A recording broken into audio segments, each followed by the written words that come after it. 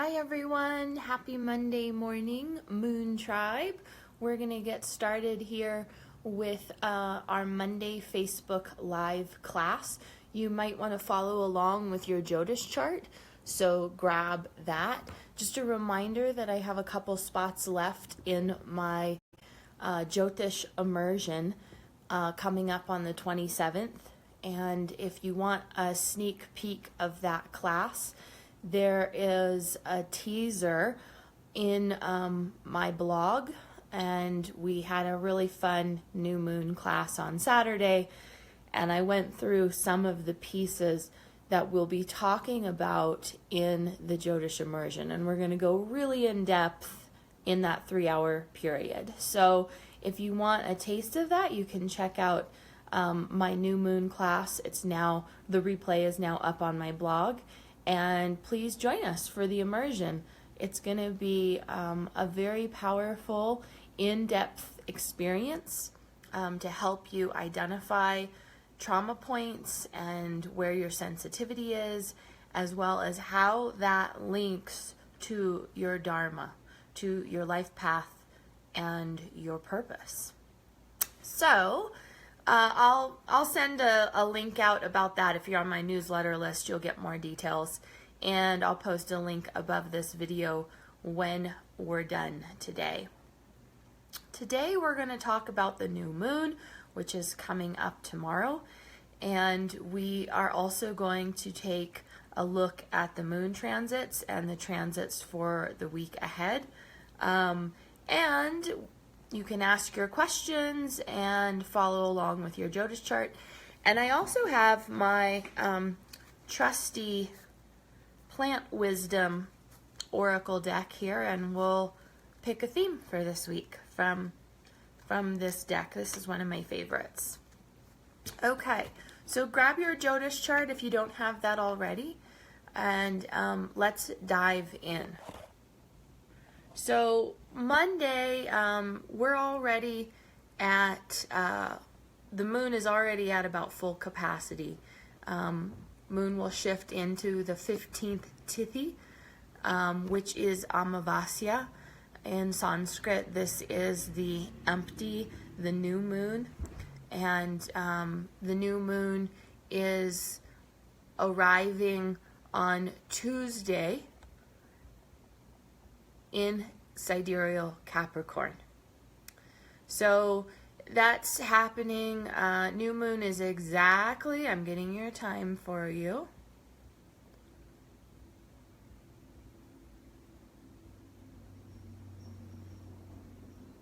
Is exactly at 1917 Mountain Time. That's January 16th. It's Tuesday. It's tomorrow. 1917. Moon will be in sidereal Capricorn with Venus, Sun, and Ketu. And as Moon shifts past Capricorn and Ketu, the Kalasarpa Yoga ends. And we talked about this last week in class. Hi Lucy, welcome. And remember that this Kalasarpa Yoga is causing extremes. So highs and lows, big emotional body waves, and this will start to dissipate on Wednesday. Once the moon shifts past the Ketu, the trauma point. And actually, it won't be until Thursday that we see moon shift past Ketu. Tuesday and Wednesday, that tight conjunction of 4 planets in Capricorn intensifies. Remember that Sun and Venus are still tracking each other very closely right now, which is causing a combustion. And this means that energy is much more fragile. And we all need to slow down. We all need to notice where we're pushing too hard and to be gentler. So this is a reminder to not burn out your life force energy. And that can happen very easily with these Venus-Sun combustions. Remember that anytime Sun is within 10 degrees of a planet, he's going to heat it up. And Venus is water and Sun is fire. So there is extra heat happening right now, which essentially when fire and water meet, we get steam. So how do we want to use that power? And less is more. Okay? Hi, Kathleen, welcome. So a little bit less push, a little bit less force, and at the same time, the Saturn-Mercury conjunction is still happening in Sagittarius. Mercury will finally leave Mula Nakshatra, and we will see a little less uprooting in the mind and a little more stability come in, although that pressure is still going to be there in the coming days. So the mental body is needing a lot more support. I'm encouraging people to go slowly, but also when we're working with the mental body, meditation is helpful, tapping, EFT is helpful, spending time in nature, greenery really helps Mercury settle and find more stillness. So using those resources to really support the mental body, that's going to be key. So let's come back to the new moon, which is happening tomorrow evening, and then I'll talk more about the transits for the week ahead, including the moon. So 1917 Mountain Time on Tuesday is when the new moon happens.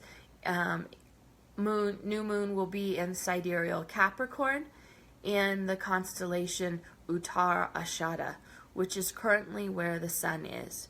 When we have a new moon, sun and moon are in exact alignment, which essentially is the emptiness that happens with the new moon. There's an eclipse, and we don't see the light of the sun reflected through the moon.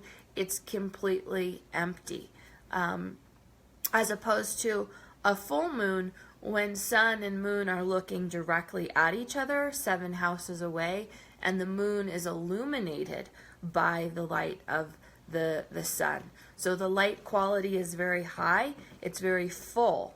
At a new moon, that light quality is very empty, and it turns the energy inward. It's really a time of stillness and more inner reflection, going slow, and kind of planting the seeds for the cycle to come. So this is a still point in many ways, and a reminder to take time to even reflect and acknowledge what needs are surfacing, what emotional body needs are arriving, and then what action steps need to be taken in the coming cycle in order to support that. And in my new moon wisdom, I will be putting that out later today, so look for that on the blog and in my newsletter. And I always post a creative ritual that supports this process that we're in, the planetary cycle, and also the cycle around the new moon and full moon. Something to help you integrate and harvest and digest and create a little more awareness during this cycle. So look for that in the new moon wisdom. There will be a creative ritual to support this process for you. This process of emptying and releasing. Now, Capricorn is notorious for kind of being a work pony. It likes to work. It likes to achieve and accomplish. And that's partly because Saturn rules Capricorn, and Saturn is the worker. He likes consistent effort. He likes us to show up with cycle and rhythm, especially cycles and rhythms that are in alignment with nature and nature's laws and nature's rhythms. So he likes that consistency. And he is the old man. He is not young and vibrant and spirited. He is old and crippled and has a lot of wisdom because of that time that he has had to ripen. Remember that Saturn is also the planet of grief and suffering.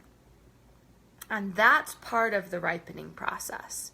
There's wisdom to be had in that suffering. And so by attending to that grief and being in right relationship with it, we can actually integrate and harvest the wisdom. Saturn supports that. Hi, Nicole, welcome. And at the same time, Mars is considered exalted in Capricorn. And so that energy of Mars is very young, and he's very much like a teenage boy. A lot of energy, but not a lot of life experience in order to channel that energy properly. Mars doesn't mature until about age 30. And so if you're under heavy influence of Mars in your chart, say if you have Kuja Dosh, which is Mars placed in certain houses of the chart that impact it usually in terms of relationships. There may be a lot of passion there, but not a lot of sustainability. And so it's always advised that someone with this heavy Mars influence waits till after 30 to get married, for example. Because that teenage boy energy doesn't sustain and help something last. It can spark it and bring excitement in the beginning, but it's Saturn who sustains and maintains. So we want to honor the Saturn component, and I'm of the mind that Saturn is always going to win. So by honoring and attending to his wisdom, we can move into right relationship with him more easily. So this moon, this new moon, has that quality of Saturn involved because Saturn rules Capricorn. And at the same time, Mars is considered exalted in Capricorn. So we have a little bit of a duality with Capricorn. And this is that dynamic for Capricorns that is always about the sustained effort versus the forced effort, and how to actually integrate and align with those two pieces. This comes into play with this new moon, especially because, as I mentioned earlier, the Sun and Venus combustion is impacting the life force quality right now. And it's causing pressure to build. And it's causing force, which is very helpful in terms of movement and momentum and passion, but not necessarily great for sustainability and health. So we want to really be mindful of how much push and force is happening through our actions. Consistent, sustained effort is what gives the best results. And as I've mentioned over and over and over again, I feel like a broken record because I've been saying this for over a year. With this Saturn in Mula dynamic, we cannot afford to not have support and stability right now. Getting support and resources for support is vital right now. If you're out there just winging it, alone, you're probably really struggling right now. And this is a time where, hi Laura, welcome. This energy of Saturn in Mula Nakshatra is creating an entire restructuring of your support system. And that means you need to be searching for new resources and also restructuring the support that you do have. So if you notice that you're struggling right now, this is a reminder you need more support. There's a tendency in our culture to be very Capricorn in terms of sort of this, I'll do it myself, said the little red hen, and I don't need support around me. I've got this, I just need to work harder. And what we find out is that success, hi Katya, welcome. Katya's my sister. Hi sister, I've never seen you in one of my live Facebook classes before. This is cool. We're just talking about the new moon. So, usually the mentality with Capricorn is that I just have to work harder and keep pushing. But what we find is that it's actually through consistent support, guidance, resources, getting the tools, the right tools in place to work smarter, not harder. And the reality is that nobody achieves success alone.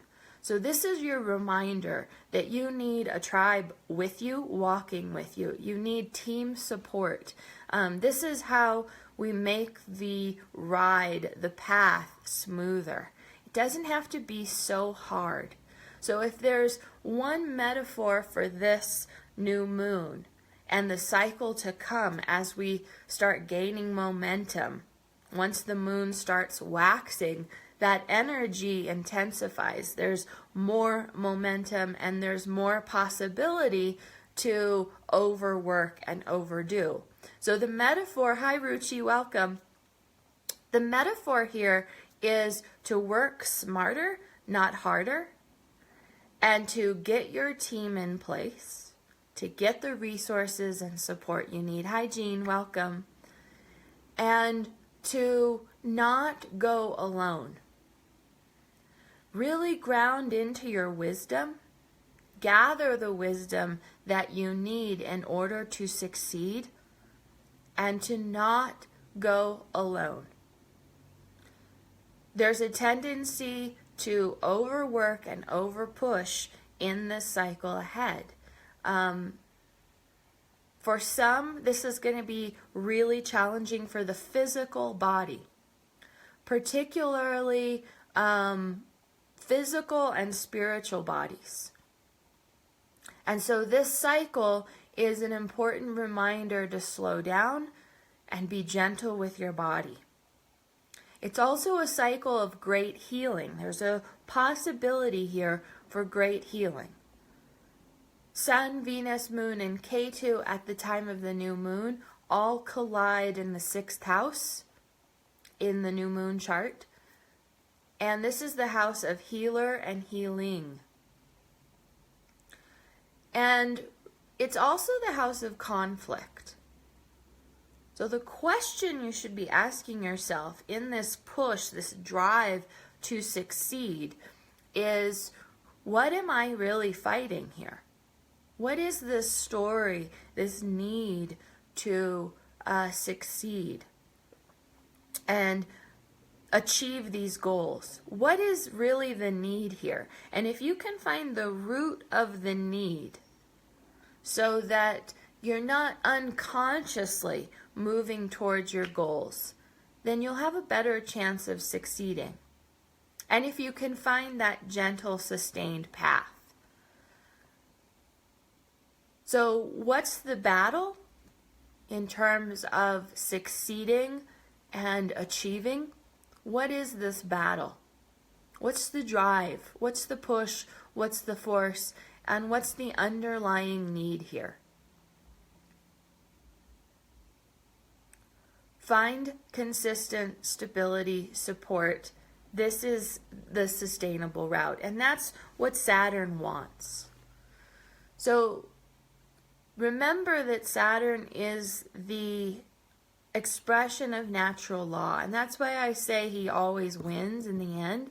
He is death. We all die. And as morose as that sounds, there's something about being in right relationship with the balance between life and death, and recognizing that everything is finite,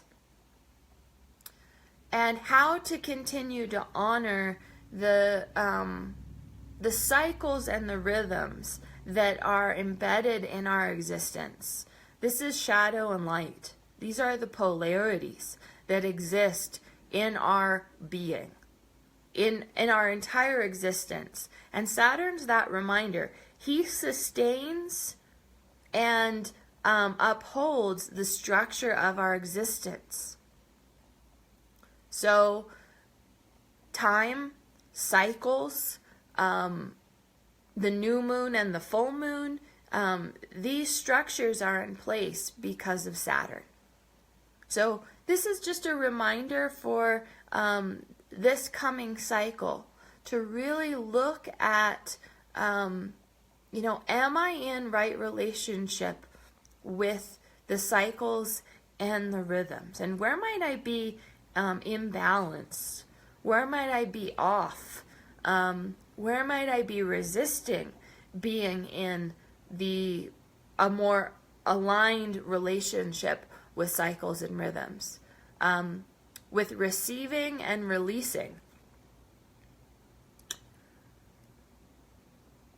And there's something here about the sun quality, the father, the masculine, and the ancestors connected to the masculine. So I invite you to really look at where some of that personal mythology around gaining and achieving and succeeding, and maybe the shadow side of that as well. If there might be self-sabotage or resistance to achieving, and even self-deprecation around the lack of achievement, and how the lineage and the father's lineage might play a role in some of that inner dynamic. So I'll share more in my new moon wisdom. There'll be a creative ritual with that as well. And so keep tracking it. We will stay with this in the coming days and weeks. And so I'm going to pause here and just check in with you. If you have your chart in front of you, you can look for Capricorn in your chart. It's the number 10.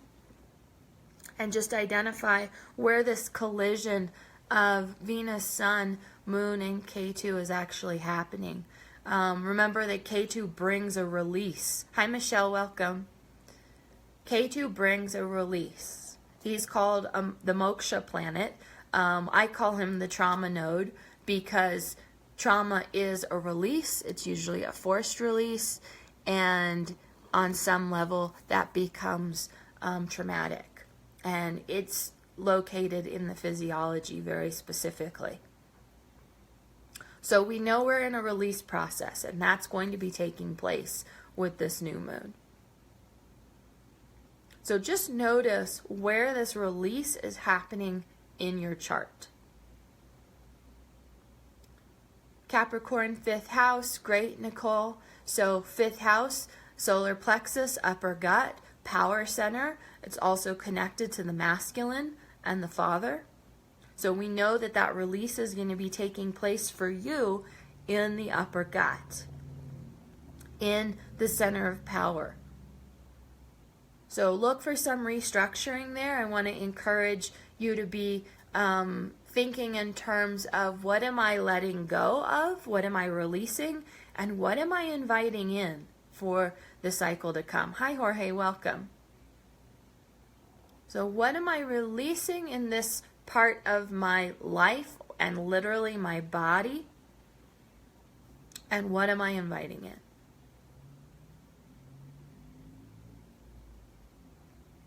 So Ashley, everyone has Capricorn in their chart. Okay, we all have 12 signs. We all have 12 houses. We're all being influenced. So depending on your rising sign, that will determine where Capricorn sits in your chart. That's where this process of release and the new moon is taking place, literally in your physical body. And then metaphorically, what does that mean in terms of the rest of my life? Kathleen, if you don't have a chart, you can always reach out to me. I offer that service via my website, and you can purchase a chart from me, okay? Okay, great, Ashley. Capricorn 10th house. So that's the house of offering. It actually connects to the knees, okay?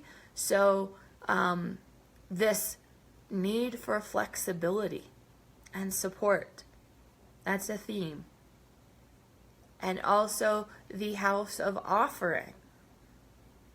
So what am I offering? And what do I have to, clear away in order to create space for this offering?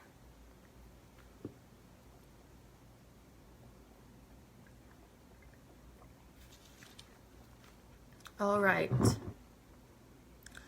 Anyone else want to share?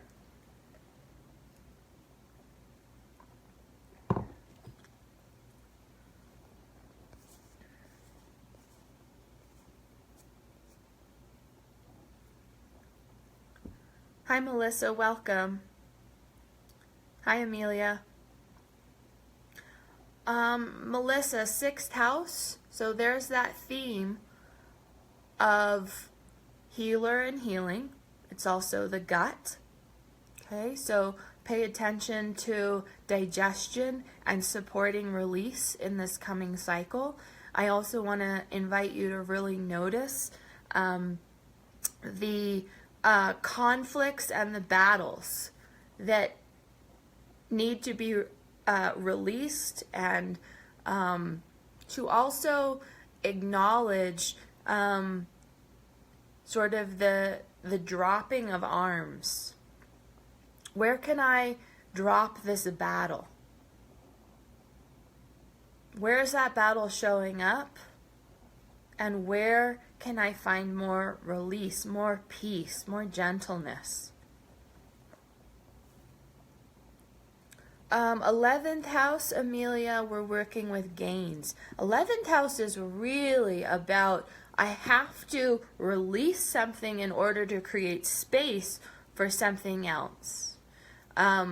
Without a release and a creating space for something new, I literally don't have room for it. I don't have room in my physiology if I don't actually create space for it. So I want to invite you to really identify what am I letting go of, and what am I really creating space for. And you're working with shins and calves in this dynamic. So support and stability themes are very alive. Perfect timing, Nicole. Acupuncture with the stomach, great.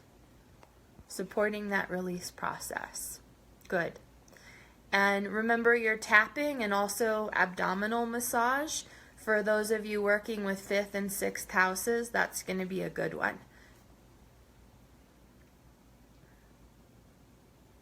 So Lucy, if you are Scorpio rising, then Capricorn is going to be in your 3rd house of hands. This is also the house of courage and creativity. So that's where the release is happening. And I want to encourage you to really work with the hands right now and creativity. Use your artistry. Create. What am I literally creating in my life? Bye, Ruchi. Glad you could join us for a minute. Hi, Liv Preet. Welcome. Okay, let's dive into the transits of the moon this week, and also we have a shift, a planetary shift with Mars. So I'm going to come back to Monday, which is where we are today.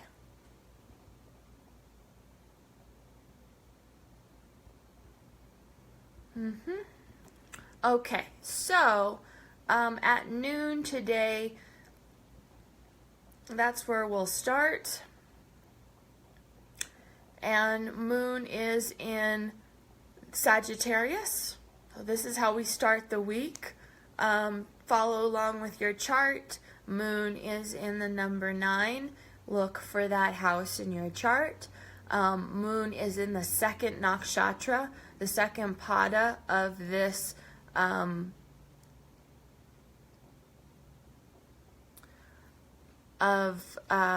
Sagittarius. Moon is in Purvashada nakshatra. This is the domain of Apis, the water goddess, and she encourages movement and momentum through the inner waters. She likes sweat. She likes that alchemical process that changes water, moves water, water as a release, a purification process. And so we want to support that emotional body release today, as well as that component of physical water in the body. Spend time in water, near water, cry, sweat, release, okay? And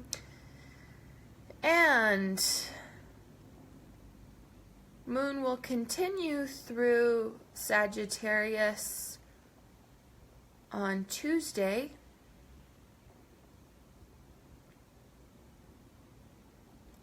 And early, mid-morning, moon shifts into the latter half of the Ashada constellation Uttar and Uttar Ashada, and this is the domain of the Vishvadevas, and they are, think of them like the all gods. They bring harmony. They like integrity. They want you to be in right relationship with Dharma, which comes through a certain alignment with your inner resources. They do not tolerate misalignment. People under the influence of Uttara Ashada, they have a lot of integrity. They're trustworthy, and they do the right thing. So this constellation is always about doing the right thing. Moon is bringing illumination to those parts of ourselves and maybe where we are not in right relationship with that inner integrity.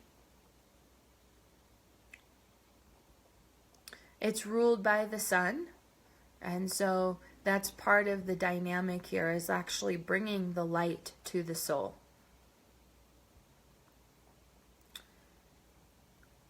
So in the afternoon on Tuesday, moon shifts to Capricorn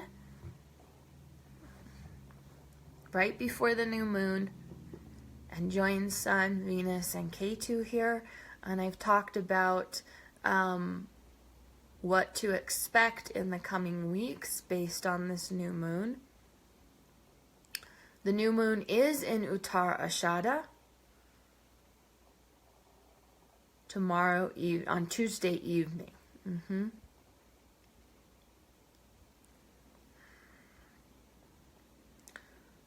And moon will cross paths with Sun and Venus and move into tight conjunction with Ketu on Wednesday morning.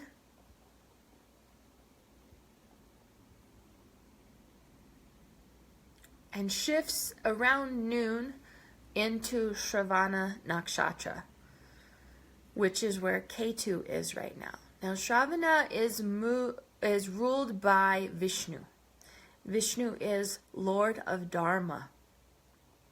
And Dharma is being in complete alignment with your purpose and your path. Right relationship with your purpose and your path. And Shravana Nakshatra is very much about finding that truth within you. And Vishnu is the sustaining force of the universe, and he brings that alignment. He supports that. He does not tolerate misalignment. And people who are working with this constellation in their natal chart have a strong drive towards right action and finding their purpose and their path, that which sustains them. So we'll be working with that mythology on Wednesday. So really be looking for that. Am I in right relationship with my Dharma? This comes into question Tuesday and Thursday. And I want to encourage you to take action steps that help you align with your Dharma. These are days that really require more diligence. You might even have awakenings or sudden awareness about actions to take or needs that you have, desires that are showing up.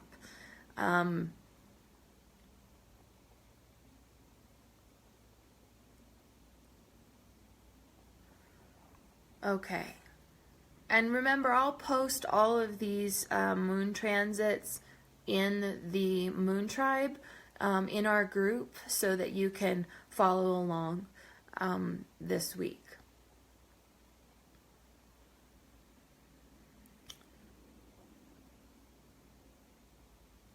And as Moon transits through Capricorn, Tuesday, Wednesday, and Thursday, Rahu gives his gaze. So this is intensifying desire.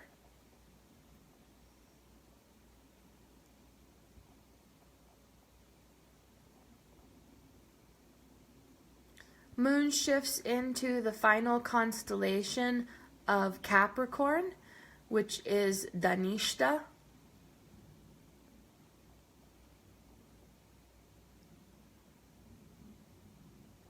And this is late afternoon on Thursday.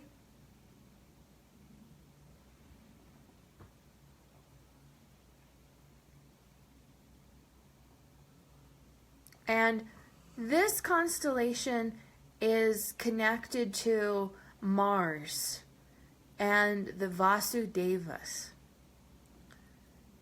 Vasudevas have to do with Jyoti. They have to do with light.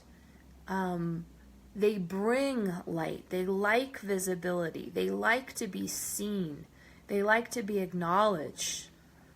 And they do that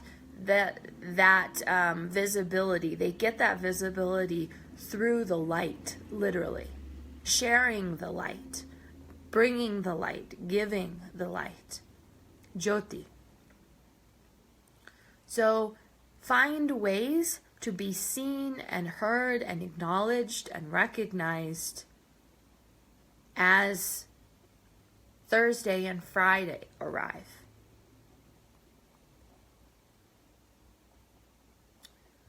Take some action.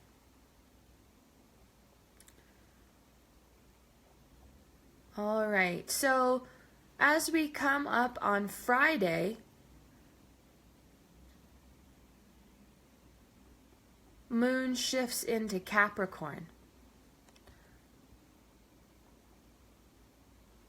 Aquarius. Saturn will give his gaze to the moon. This sort of compresses everything, and you'll see that slowness, the grief, the need to slow down and attend to your body through the weekend. And there'll be a little bit of pressure around that. Mars is going to be pushing through his drishti on the moon, and Saturn is going to be contracting through his drishti on the moon. Saturn will win, so go ahead and surrender to that need to slow down.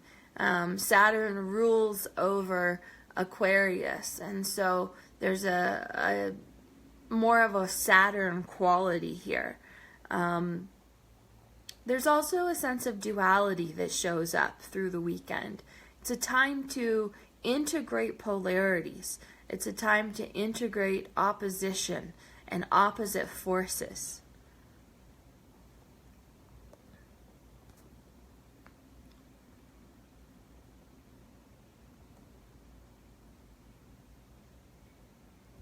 So moon continues through Dhanishta Nakshatra on Friday until about 3 o'clock.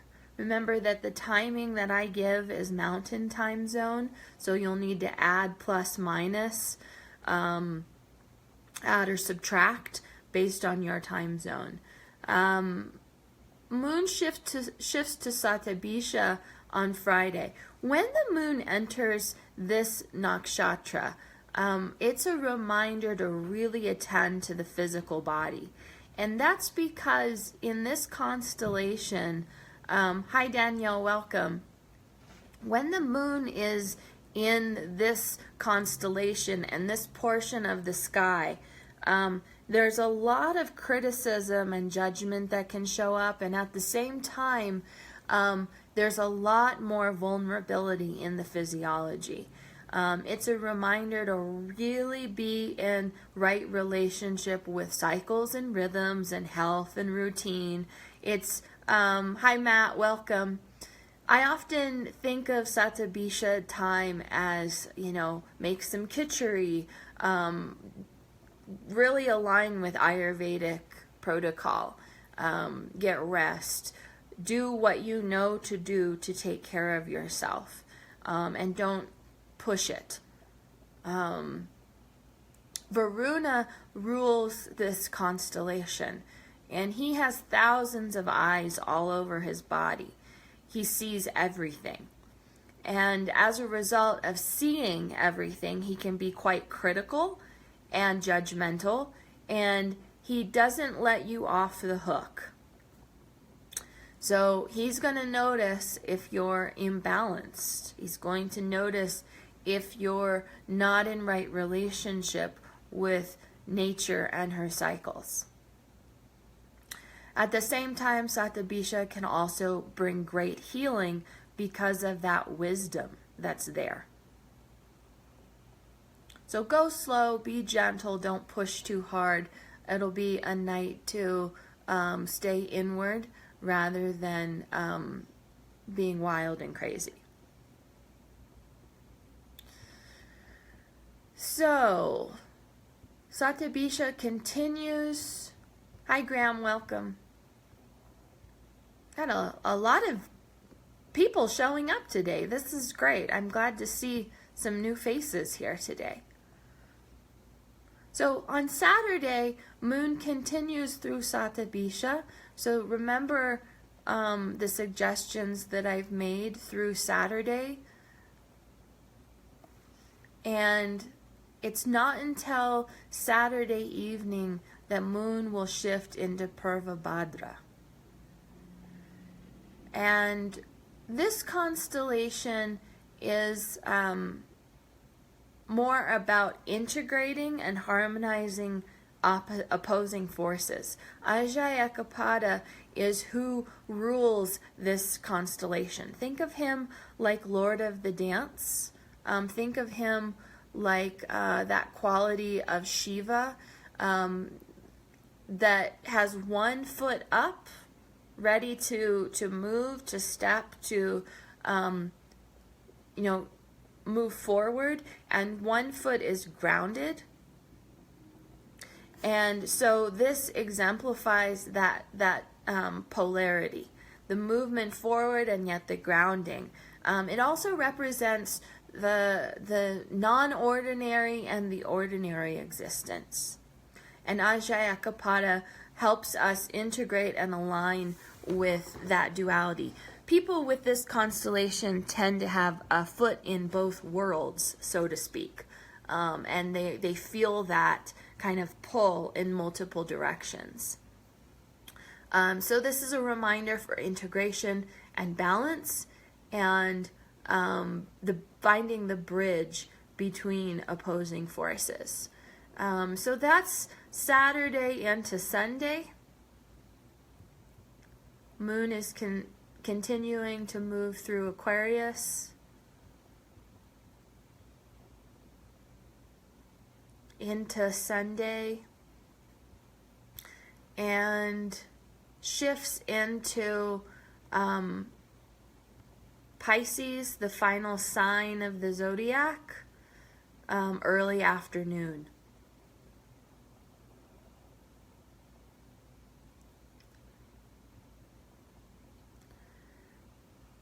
And into the latter half of the Bhadrapada constellation, Uttara Bhadra, which is more about diving into our depths. Ahir Bhutinya is the ruling deity here, and he is the serpent of the deep. He requires us to dive deeply into our psyche so that we can pull up the pearls of wisdom. And we don't get those pearls unless we are able and willing to really dive deeply. And Rahu will give his gaze, so there's a certain intensity as well as confusion with this dynamic. We'll see this continue Sunday into Monday. So when we pick this up in next week's class, we'll dive into that starting point.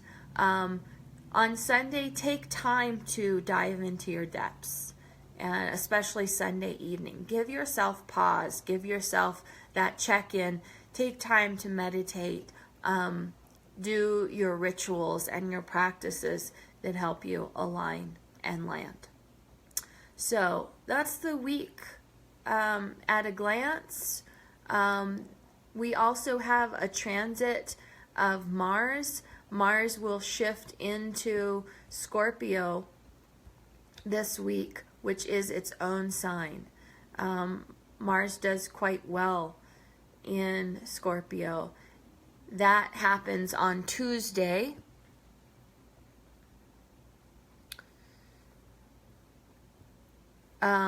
Tuesday evening, so just before the new moon, actually.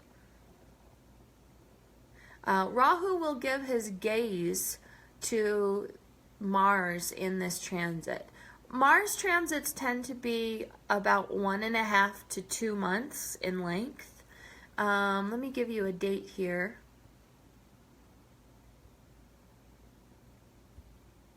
So Mars will be here until March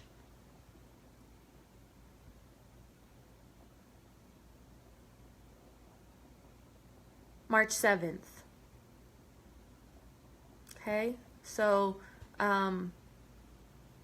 another month and a half, roughly. This brings a little more balance,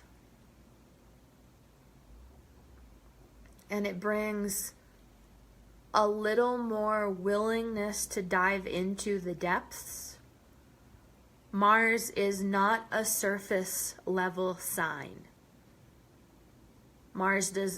Scorpio does not do surface, okay? So Mars, remember, is action. He's the warrior. And when he moves into his own sign of Scorpio, find the number 8 in your chart. That will give you an idea of where the warrior is headed in the coming month and a half. And Mars is going to be requesting depth in that part of your body and in that part of your life. So I'll pause here. Notice where Mars is headed in your chart.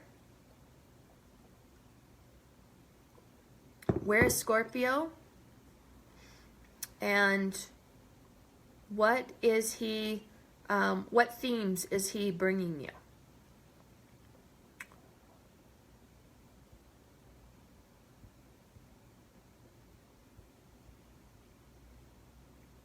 This is a time of great healing and potential for really diving into your unconscious and subconscious realms, so you can make some progress with your healing. Scorpio gets a really bad rap, but I'm a double Scorpio, and I get a lot of Scorpio clients because we work really well together. There's nothing surface about a Scorpio, unless they're really hanging out in the shadows. So let that willingness to go deeply into your personal mythology support this cycle.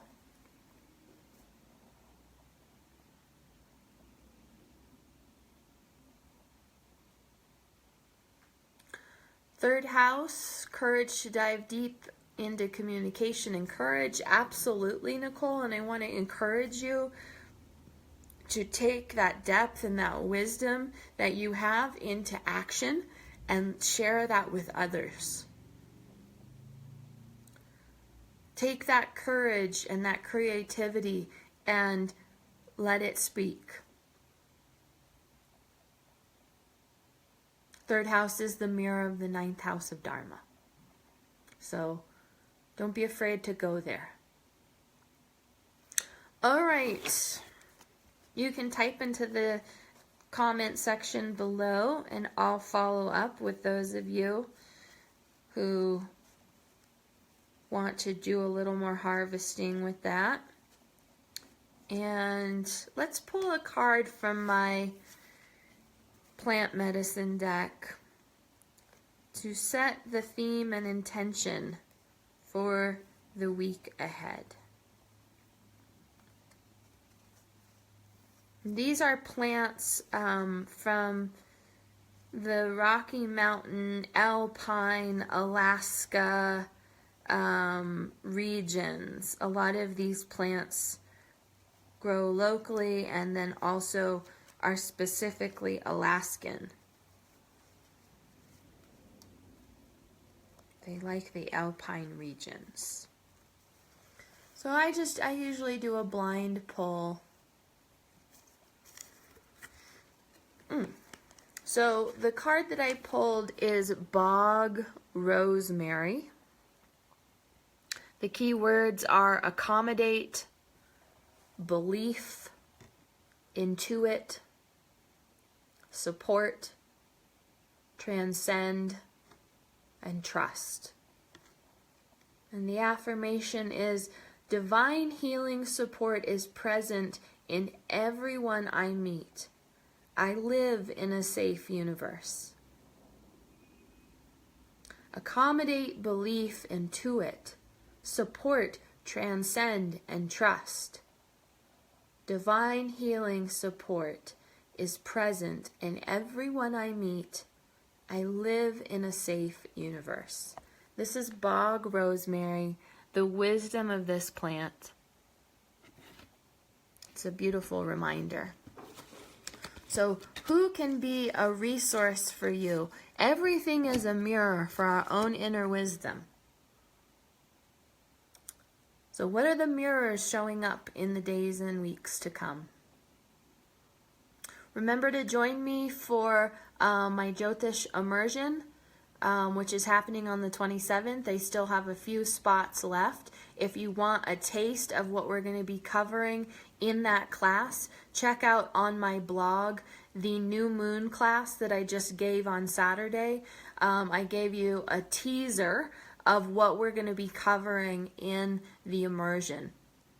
And we still have a couple spots left. I'm giving half off and some extra bonuses, including a coaching session with me for those that sign up in the next 24 hours. Look for that in my newsletter, and I'll post a link above this video. Also, if you need some more support right now, please reach out to me for a free Dharma coaching session. I offer a few of those each week. I'm actually booked for this week right now, but next week I'm opening a few spots for those sessions. I offer them every week, so please check in with me if you're needing some extra support. Hi Priya, hi Julie, welcome. We're just closing right now, but the Facebook Live classes that I do every Monday at noon Mountain Time are always posted in the Moon Tribe group, and you can see the backlog of them if you click on videos. So you can always check the replay there. I will post the moon transits for the week as well in this group. And if you didn't catch my horoscopes, those are also up on the blog. It's something I do occasionally. It's kind of fun to just get the overview of the year ahead. And people like those. So you can check those out. Remember, those are sidereal horoscopes. They don't correlate to your Western chart, only your Jyotish chart. If you have any questions, reach out to me. Post in the group, and you can post questions below this video as well. Liv Preet, looks like you have a question here before we close.